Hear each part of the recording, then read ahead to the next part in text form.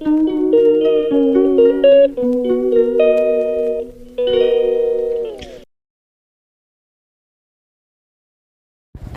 আলাইকুম, কী অবস্থা সবার।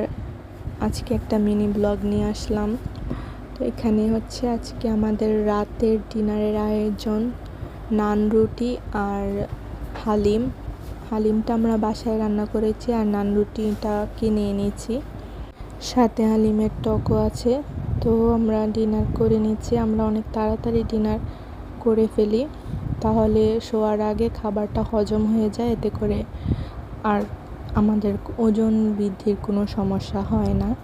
তো অনেক দিন পরেই একটা ভিডিও আপলোড করলাম। এখন আর বড় ভিডিও আপলোড করার মতন পরিস্থিতি নেই, ছোট বাচ্চা সামলিয়ে আসলে সংসার সামলিয়ে বড় ভিডিও আপলোড করতে পারি না।